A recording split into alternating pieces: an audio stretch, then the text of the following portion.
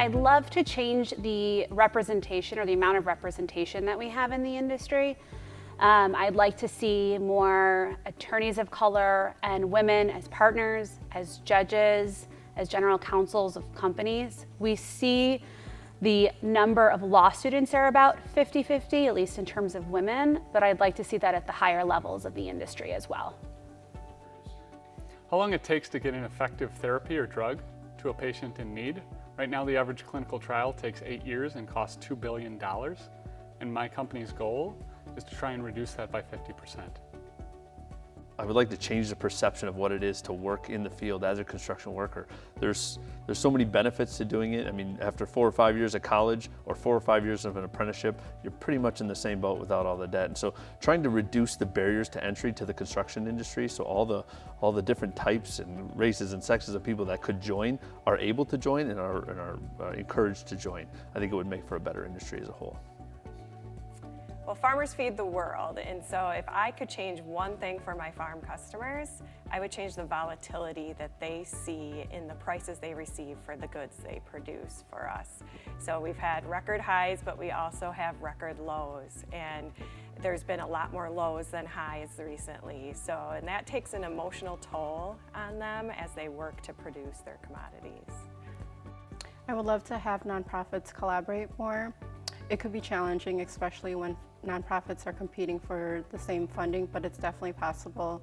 For example, the YWCA has a grant specifically for programs led by women of color, and I reached out to 2 other nonprofit founders, and we were able to collaborate and impact 3 organizations instead of just 1.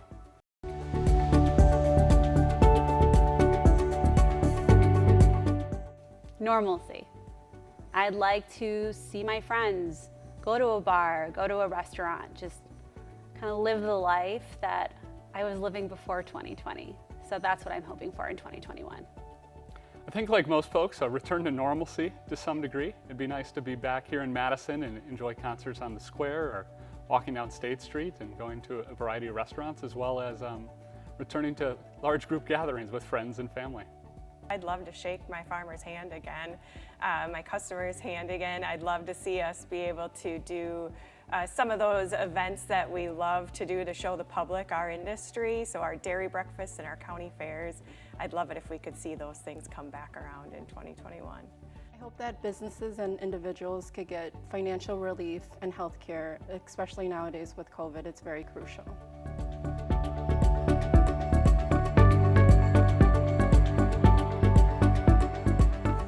Yard work. I'm a new homeowner, and so I got into picking flowers. I got some hydrangeas and put those in.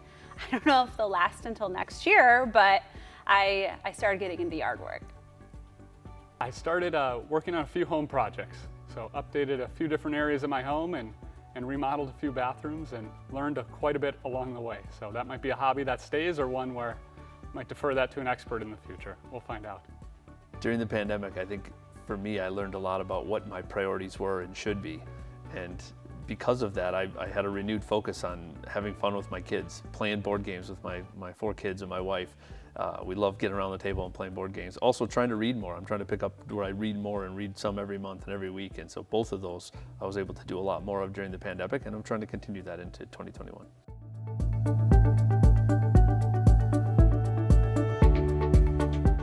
Well, my lesser known talent is probably unique to this group of 40, but it's certainly not unique to the industry I'm in. I was born and raised on a dairy farm. I married a farmer, and we continue to farm with my family.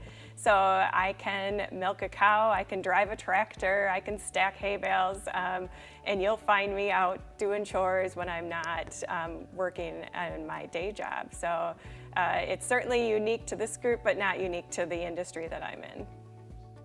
So I know how to juggle.